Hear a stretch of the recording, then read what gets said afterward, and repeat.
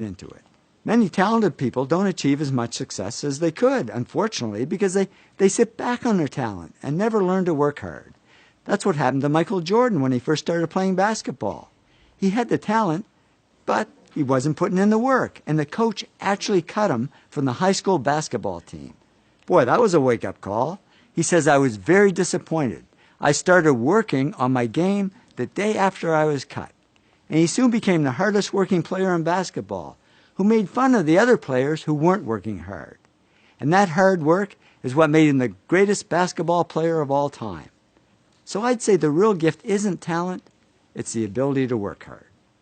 And we tend to underestimate work and overestimate smarts. But in the end, work wins over smarts. In fact, many successful people aren't the smartest. They just work the hardest. Francois Parenteau, who Business Week called the top independent analyst on Wall Street, said to me, I'm certainly not that smart. I can't even remember my own zip code. But he also says, work is a big part of my life. I think about investments pretty much 24 hours a day, 7 days a week. Nez Hallett III is CEO of Smart Wireless. And I thought that's ironic, because he told me he's not that smart. He says, I graduated from high school with a C average and college with a C- average. But now the smart PhDs are reporting to him. How did he do it? He said, if you're going to be successful at anything, the key thing is to work hard. I'm not smart. As proof, here's my actual 12th grade report card. It was the only one my parents ever kept. Don't ask me why they kept it. It's nothing to brag about. As you can see, I was a C student, not an A student. I don't think I'd even make it into college these days. So how did I achieve some success and wealth? I just worked hard. Many 60 to 80-hour weeks. And now I know I'm not alone.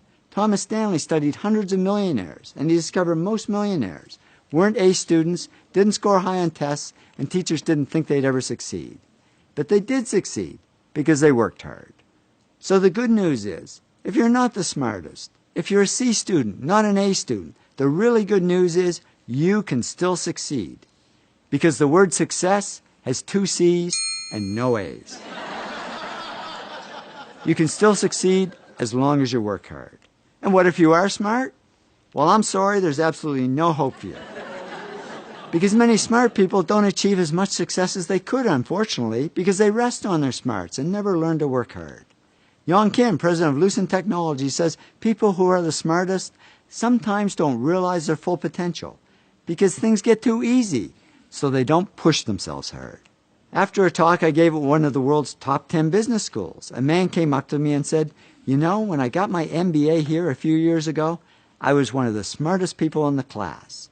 I thought I had it made. So after I graduated, I sat back and I didn't work hard and I went downhill. And now at this point in my life, I've gone nowhere. I haven't achieved any success at all. He said, thanks for the wake-up call. Now I know what I need to do. I need to work.